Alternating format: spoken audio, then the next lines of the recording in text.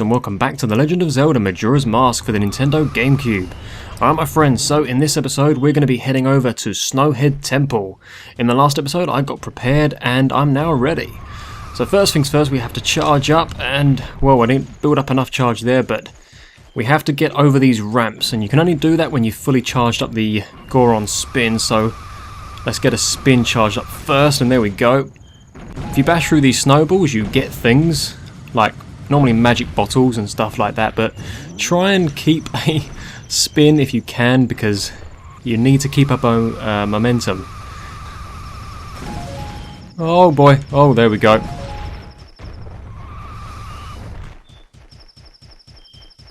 Right, okay, so let's get to the temple, because that's what we're here to do. There it is, there is Snowhead Temple, and there is a cold breeze coming from some invisible source, not quite sure where, but with the lens of truth we will be able to see what that is, and thankfully that is exactly what I have here, the lens of truth. Look over there, that is a giant ass Goron.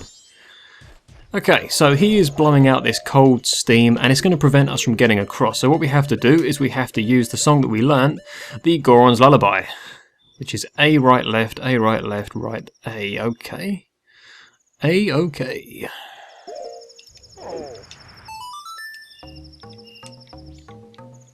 There we are. The buttons are a lot different compared to the 3DS version, obviously. And I've been playing this game a lot on the side, on the 3DS system. So sometimes I need to kind of retrain myself with which buttons do what. So basically we're kind of making this Goron fall asleep now, which isn't the best location for it to take a nap, because look how high up it is. And it would be good if it stayed balanced there, but you know what, he's a restless sleeper, so he's gonna kind of roll off to his death perhaps. Yeah, not very good. There's a fairy there, you can grab that if you want. I'm gonna try and grab it before it activates and gives me health that I don't currently need. There we go. Just in case I need it for a boss later on. The boss in this one isn't too bad, so I shouldn't have too much trouble, but then saying that, I have been playing the 3DS version like I said, and it's a lot easier. It's a lot smoother, it's a lot easier to play. This part in general, I can get through very, very easily actually. Let's just try and get around this area. I supremely hate this part of the game.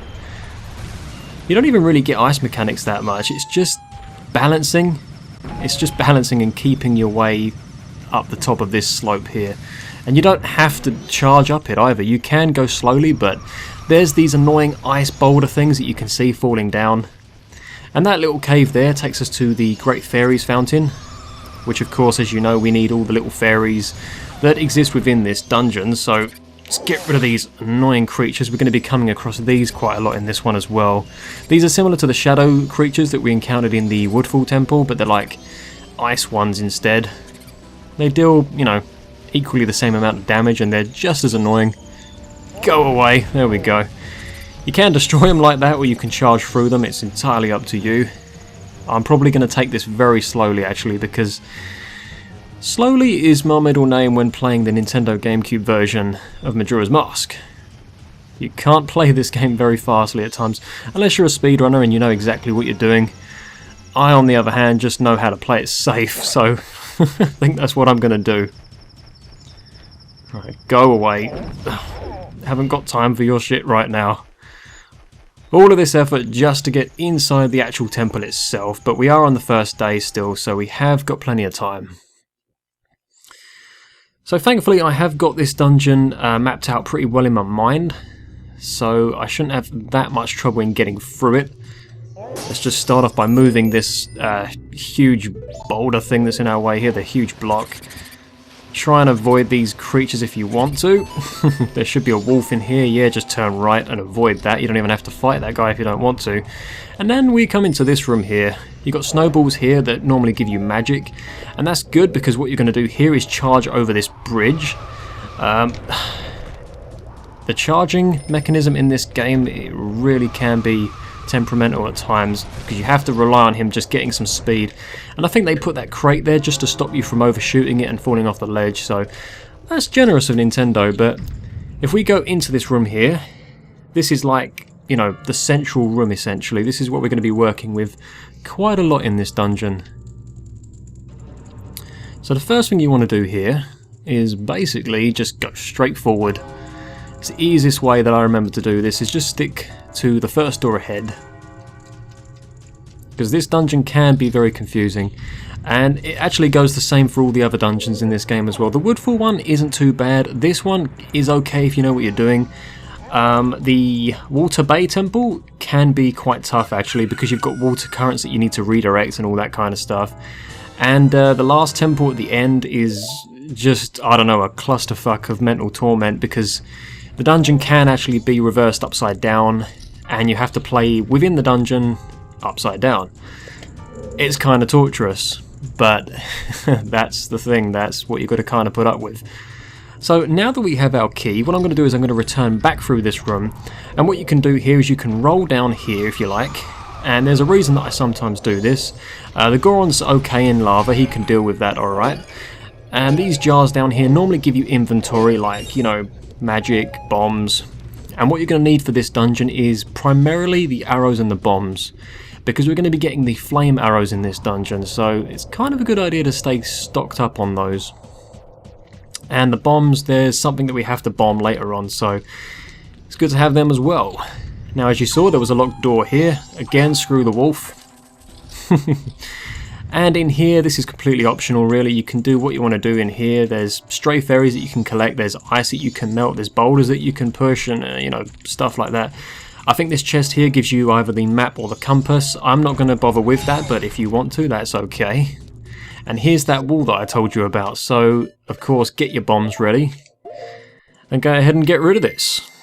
Now if you've got the bomb mask, as someone pointed out in the comment section, you've got unlimited bombs. The reason I don't have the bomb mask is because at the end of this playthrough I'm going to be doing a mask collection video thing. I'm going to be going basically through all the masks that you can get in this game as well, so if there's any masks that you're having trouble collecting, wow, thanks for that icicle, then I'm going to be showing them off later on in the game anyway, so I will eventually have the bomb mask, but I'm kind of playing with basics here at the moment, and I feel that that adds an element of challenge to this playthrough as well, because sometimes having a lot of stuff can make your journey a lot easier.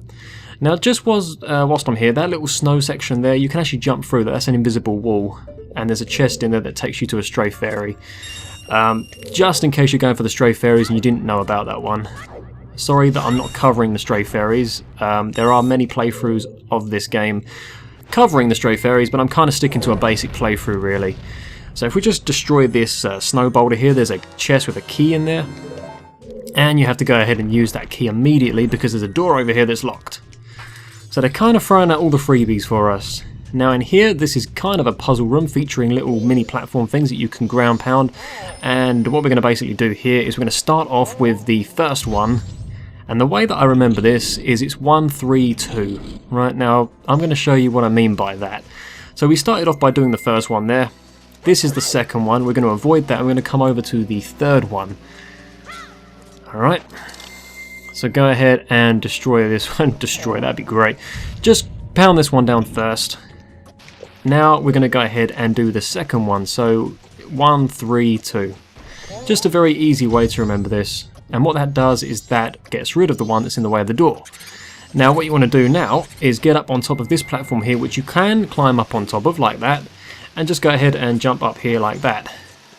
And then you can just simply go through the door. It's a very easy way of doing that because you can get quite mixed up with stuff. Now in this room, let's see, let's get our charge up again. Why is the charging so hard in the Nintendo 64 and the GameCube version of this? It's just kind of, I don't know, I find it harder to manage it in this one than I do the 3DS version. I don't know why that is. Just just hold fire for a minute, would you? Yeah, now you want to go over there as well. There's a lot of this shit going on right now for us. But go on over here, because this is where we go ahead and get the flame arrows. And we have to take care of this thing. This is like an old, creepy, demented wizard thing. I don't know what this guy's problem is, but easy way to deal with this thing is just go ahead and equip the arrows. And just go into one of the corners. You can kind of see where he is then. You can see all the little spawning platforms that he can arise from. And what we do here is we do 3 arrows, and he will eventually go into phase 2 of this fight. Right, so now he's going to kind of go haywire and just fritter around the room like a maniac. And now he's going to incorporate a new trick. Now, where is he? Is there. There you go. He uses these little holographic versions of himself to kind of throw you off guard, but you can see the solid one if you just look around a little bit. This one was right in front of me, so that was quite cool. And what that does for us now is that spawns a chest right in the centre of the room here for us. And that is it. That is how we get the flame arrows. Pretty straightforward actually, if you know what you're doing. And there we go. That is the fire arrow. Nice. Okay, let's get the heck out of this place because it's kind of spooky and weird. And what we're going to do now is go back the way we came.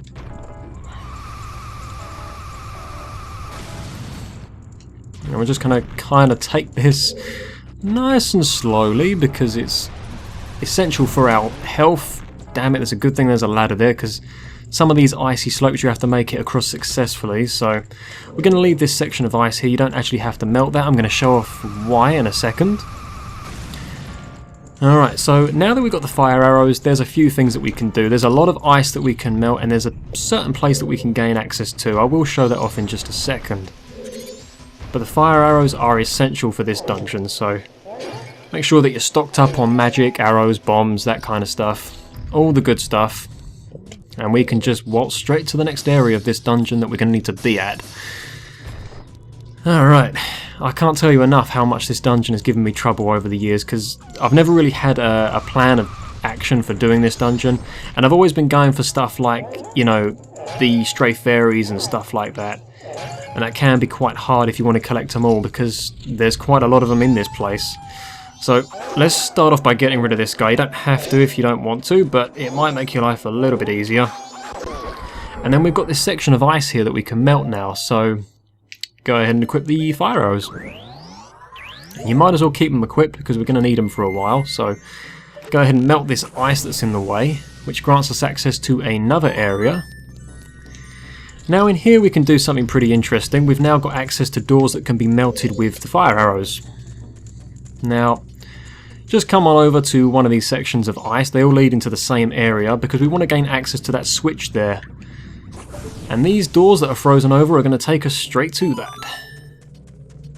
Now in here, this isn't actually that difficult to manage, unless you get frozen like I nearly did. Go ahead and melt these guys. It's completely optional, but they can get in your way. Now if you do that, that spawns a chest, and inside that chest is a stray fairy, just in case you wanted to know about that as well. And just try and jump across this ledge here if you want. I sometimes have difficulty making this one, but I know you can, so there we go, that's alright. A roll jump normally helps you get across that. A normal one sends you flying to the bottom, but if you've got the Deku mask, which you will do obviously, you can just make your way back up here as easy as pie anyway. And what you want to do is light up these 3 torches, because that gets rid of the bars in front of that door there. And if you saw from the previous room, there is a switch behind this one that we needed to gain access to. So, become Goron Link again, and you'll notice now that when I ground pound this, there's this huge podium in the middle of the dungeon that arises all the way to the top. And you'll notice these silver discs that are lying in the middle of it, and we kind of have to get rid of those. They're going to be in our way, so where to go from here? Right, let's go back the way we came just for a second. Break these jars and get some more stuff, primarily magic and arrows, which I'm glad they give you in this room because you need it obviously. And now you'll notice there's this big podium in the middle of the room. I told you we're going to be working on this room quite a lot now, so now we need to get back to the top area of this dungeon. Trying to remember exactly how to get there. Bear with me for 1 minute. You want to go back to the main room. Yeah, that's it. The main room that we started off in. So that is actually the one with the annoying bridge in the centre of the room, isn't it? Yeah, it's this one. Okay, right, fun times. Because what we're going to want to do here is get over to the other side. So Make sure you've got magic again, because you can't do this charge unless you've actually got magic on your side. There you go. Right. Go over here. Alright, so up here now, this takes us into this area, and there is a switch on the wall that we can now melt because we've got the fire arrows. Don't want to be Goron Link for this. Alright. Freaking ice things, whatever they're called. Right, so what that eye does now is it raises this little platform here for us in the middle, and that grants us access to this door over here, which leads us into kind of like the central room, really. And that's good for us because now we need to destroy these discs that are in our way. So go ahead and knock these out of place, and that's going to lower the entire podium in the middle of the dungeon. And this part in particular is what gave me trouble, because if you knock these discs out of place wrong, you're going to have to reset the podium. Oh my god, no way. See what I mean? I knew I was going to have trouble with that part. Alright, well, if you come down here, there's these plants that regrow, and they're always going to give you stuff back, like magic and whatever else. But thankfully, it's not actually too hard to get back up there. You just go all the way around again and just do exactly what I did before. Alright, let's try that one again. I knew what I should have done is just go along the ladder route. That would have been a lot easier, actually. But you see, it's not too hard to get back here again. You just follow the route up. Alright, let's try that one again. Let's go back up the way we came. Is this podium still working? Nope. Miraculously, that switch is frozen over again. Okay, right, well, let's just go ahead and do that again for some unknown reason. Right, take two. I think I'm going to try the easy route this time, seeing as I've got the janky controls of the GameCube controller. God forbid I was recording this on the N64, that would be nightmarish. Now you remember this section of ice that I skipped before? Well, we're going to melt it now. Because now we can go up here and gain access to this part of the dungeon, which, as you can see, look, there's these things here. Now you have to get this slope right, because if you knock this one down first, you're going to need to knock the bottom one down anyway, so you might as well start down there anyway. Now hopefully I do this okay, because getting back up here again is going to be a little bit tedious. And there we go. This is a locked door. Don't worry about that. Don't freak out if you haven't got a key, because I'm not going to bother with that, to be honest with you. I'm just going to leave that one, I think. Every time you see a locked door in a dungeon, you kind of freak out. You're like, wait, do I need a key for that just yet? Especially if you're in the water dungeon in Ocarina of Time. That is just horrendous. You get to a locked door in that dungeon and you immediately freak out and think, where the heck did I go wrong? Okay, giant snowballs in the way. Good, because they give us free stuff. Go all the way up here and we come to kind of a dead end with the boss door. But that's okay, because we're going to get the boss key any second now. So make sure you get this jump okay, and make sure that you have your Deku mask ready, because there's a little platform here for us. Alright, where's my Deku mask? There it is. Just an easy way to skip the transformation process with the masks. You can actually just put a mask over a mask, you know, just overlay them, and it skips a little bit of that cutscene for you of having to watch them transform. Now in here we've got the second battle with this guy. I tend to use the fire arrows here because we're going to get magic and arrows again very shortly, and they actually do a bit more damage. So where is this guy? He's over there. I'll just get rid of him first so I can get into a corner of this room so I've got a bit of a better shot. There he is. And I think it only takes 2 fire arrows to send this guy into the second phase of this fight, if I remember correctly, because it does quite a lot of damage, yeah. Does a little bit more damage. But unfortunately he's got a few more little podium things that he can spawn from, so that can be a little bit tedious, especially when I can't see where he is. Oh, I got him, but he also got me. Okay. Well, at least I did get him anyway. Where is he? Oh, he's right there. That's not too bad. Except I missed. No! Damn you, man. Seriously. Where are you? There we go. It only takes 2. Takes 2 to tango. Right. In here now. This pretty much just gains us immediate access to the boss key. So we see the boss door and we think, yeah, I can go and get a key for that. I'll be right back. Go in the first door that you see, and there it is, there's the key. Now we've got a door here, we go straight through here and it takes us back to where we were. But we need to get back up to where we were because that's where the boss door is. That's very easy for us because what we have to do now is just simply put, jump down. You'll take a little bit of damage, but trust me, that's okay because these snowballs are very generous and they give you your hearts back anyway. Now that we have the boss key, all we pretty much do is just go and defeat the boss.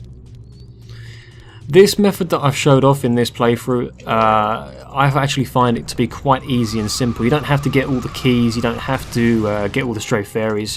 It's quite simple and easy, I find. So if you're not too fussed about the stray fairies, then you can just follow the method that I did in this episode. Now we've got this boss here. I think this is called Goat, G-O-H-T, I think. There's 2 jars here, I think magic and arrows. Might as well recharge for the sake of it, because we need some fire arrows here to melt the ice. These green jars just replenish your magic basically. And we're going to need them jars in a minute, and I'll show off why. So first of all, let's go ahead and melt the ice, because we have to allow this guy to roam free so that we can beat him in battle and collect his face. We just tear his face off his head and present it to the 3 giants.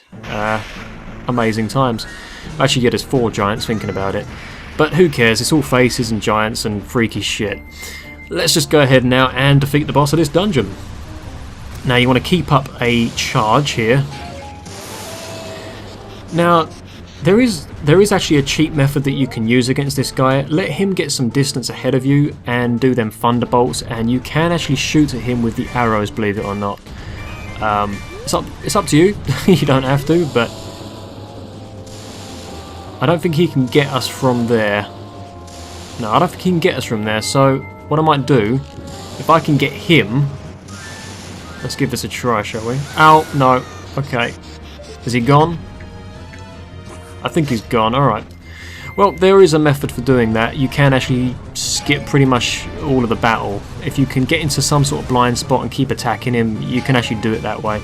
But I'm probably going to be quite careful here and actually defeat this guy like normal, because I can't afford to take too many risks like that. I haven't really put that to the test, so I'm going to fight him like normal. And the normal way of fighting this guy is to collect these jars as you're going and bash into him with the spikes. And as long as you do that, you're pretty much golden, because he's going to end up falling over, and that's where the real damage can fall into place for us. Just try and avoid all of his attacks. He can send boulders back with his feet. He can do them lightning bolt things that you just saw there. And eventually, at some point during this battle, when you start doing quite a lot of damage to him, he allows these spikes to fall down from the ceiling as well, and that can get in your way and just make your job a little bit more harder, basically. Just keep a constant supply of magic. As you can see, I just run out there, and we're not going to keep up very well with him, are we? Really need this guy to fall down. They really shaped up the bosses, though, in the 3DS version. They made it quite difficult, actually, because the bosses are actually, I don't know, they're like something out of Resident Evil. They've got this wacky eye thing in their body that you actually have to deal damage to first. It's a lot more difficult, actually. But thinking about it, I don't know, actually. I don't know if this guy does fall down in this version, but I do know for a fact that he falls over in the 3DS version. And that's just that is a lot more difficult. And I'm going to try and keep my game face on here, because I know I do have a a fairy, but I don't want to rely on safety nets. Because if I didn't get that fairy, I'd be freaking out right now, probably thinking, oh damn it, half my health's gone. I'd rather just keep my game face on and try and beat this guy with no troubles whatsoever. Oh, I keep going straight into them. They're very hard to avoid at times because they kind of home in a little bit. Alright, if you go over one of these little ramps and you somehow land on the back of him... Oh jeez, these things are so irritating. Damn it, get off of me. This is almost as annoying as the Goron race. I probably won't be doing that, to tell you the truth. Oh, get down, damn it. There we go, that's nice. That was nice. That was good. So, oh, right, now he starts throwing bombs as well. Yeah, I forgot about that. I totally forgot about that. Okay. So now, as you can see, yeah, he's really shaping things up for us. He's now doing these freaking concrete spikes that are falling from the sky, throwing bombs, shrapnel, everything our way. But I do get the impression that he is nearly dead now. So let's try and get this shot on target. I got it on target, but I didn't fall. Yeah, that's alright, it doesn't matter. I was trying to knock him down, but there you go, he's dead anyway.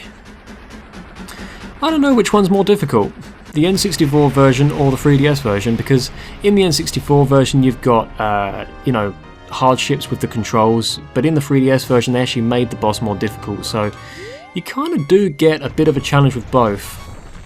But I'm just so glad that this dungeon is done. We now have 5 heart containers. There we go. Good, and it replenishes our health. Hell yes, and let's rip this boss's face off and take Goat's remains. Alright. Let's present that to the second giant that's going to save us all at the end of this game. And say goodbye to this annoying dungeon.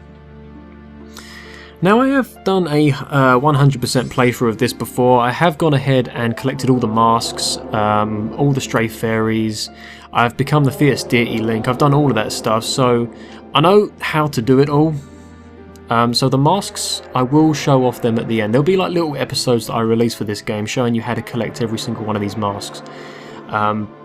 Because I can cover them all, I think, in separate videos, and I think that might be helpful to people who are trying to get all of the masks, because some of them are actually quite tough to get, or just very obscure, because you have 3 days, and in them 3 days a lot of stuff happens, and a lot of specific stuff happens. Like I think on midnight of the first night, there's a creepy dude that's dancing in the middle of Termina Field on one of these ice platforms. How the hell would you even know about that? I mean, you do travel around and you do hear the music a little bit when you get close to it, but you have to be out at that certain time of night. But you do get a mask from that. So there's a lot of masks in this game. I can't remember exactly how many. I think maybe 24, but there's a lot of masks in this game. There really is. So rest assured, if you are seeking to collect all the masks, I can help you do that. Just persevere with my base playthrough of this game and I will show you how. There will be 1 or 2 masks perhaps that I'll have to collect in this game because you need them for something in particular, but I might make separate videos just to go over that and explain to people how to get their masks, just so they're a little bit more wiser of the situation. Now look around, all the ice has melted. It's a happy day. Now what we can do now is, now that we've done that, if you come back to this hut on the first day, and the way that you're going to do that really is you're going to have to travel back here with the Song of Soaring, and you're going to have to beat the boss again to do this part in particular. But this is completely optional, but you can actually forge a golden sword, and then you can make an even better sword that won't break. If you want to look up how to do that, it's all online, but I recommend that you come back on the first day because you kind of need 3 days to do it. So thankfully, once you've completed a dungeon, if you ever go back to the dungeon, there's like a little teleportation pad right at the start, and that will teleport you straight to the boss. You simply just beat the boss like I just did. It takes you back to, you know, the area that was originally frozen in this case, that was now restored to its natural ways, and then you can do whatever else you want to do with the extra time that you have. So make sure you do that, get the 3 days and do this sword quest, which does involve getting a powdered keg from a Goron in this game. So I might go and show that off now actually, because I think I have a little bit of time. Now then, the Goron can't swim, so don't fall into the water down there. As you can see, all the ice has melted. I don't know what happened to the Goron that was down there. He was frozen in ice, if you remember. Maybe he's now dead and drowned. I don't know. I tend not to think too much about stuff that goes on in this game because, I don't know, it's just very weird. But to get a powdered keg, it's pretty much a explosive fit only for Gorons. and it's down here. Now normally this is completely blocked off, you can't gain access to this area, but now that the ice is gone we can go down here. And thankfully for us, we have the fire arrows. We don't lose them, we keep them. They're a permanent item in our inventory, so you can always come back here and just melt the ice. He can only talk to Goron, so make sure that you're a Goron. And he sells powdered kegs. I think he gives us one for free if we can pretty much prove ourselves worthy. So what we're going to do here is there's a boulder that blocks the entrance to the Goron racetrack, and that Goron racetrack is how you get pretty much the gold dust stuff that you use to make a gold sword. It's a lengthy little side quest that you can do, but yeah, it's all optional basically. But this bomb is on a timer, and once you prove yourself worthy to this Goron, it's good. It is good because these are very useful later on in the game as well, and you do actually need one of these later on as well, so it's actually essential that you do this part in the game really, because you won't be able to do much else without it. So to the block in the way that we go. Let's go to that boulder and destroy it. Just want to follow this path all the way up and go back to pretty much the entrance to where we came in.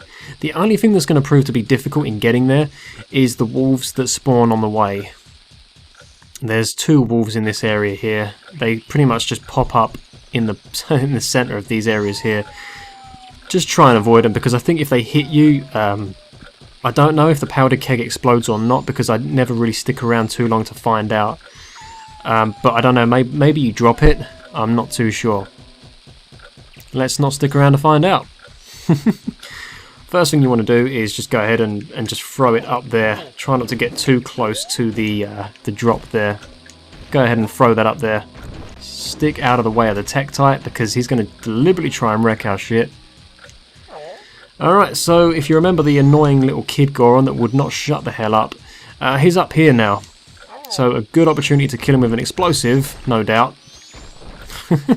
Let's go ahead and just drop that in front of this boulder. This is the one that we need to actually explode. So an easy way to do this and speed it up is just destroy it with an arrow like that. It destroys the boulder, and there you go. He's very impressed. Our screen is incredibly small right now. Very eerie actually. It's a very eerie touch. Now that grants us access to the Goron racetrack.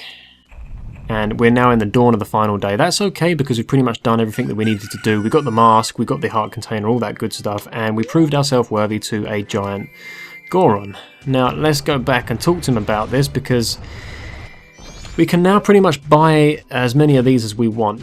And later on in the game we're going to have to make sure that we've got one of these. I don't know if we'll have to prove our worth again, but I'm just doing this to show you guys what you got to do. And you know, if you want to go from here and get that gold dust to make the powerful sword, then, you know, in this video I can show you at least how to do that as well. But yeah, it's not too hard to do that. If you know where you're going, again, just like the dungeon, your life's going to be very easy. I actually find that to be the case with most Zelda games. If you know what you're doing, your life's going to be easy. It's pretty logical advice, really. Now then, let's become a Goron once again. Talk to this big-ass Goron. It looks like you managed to succeed. Knowing your skills, I feel fine letting you handle powdered kegs on your own. And there you go. So you got a powdered keg. Places itself in our inventory, and we've now got one. And there's probably about 2 or 3 things that you can use these things for later on in the game, but that's how you get that. I'm pretty satisfied with this episode now, guys, and I'm probably going to call it an episode. So hopefully you guys enjoyed this part, and I hope to see you in the next episode. Alright guys, so thanks for watching, and I'll see you all next time. Take care.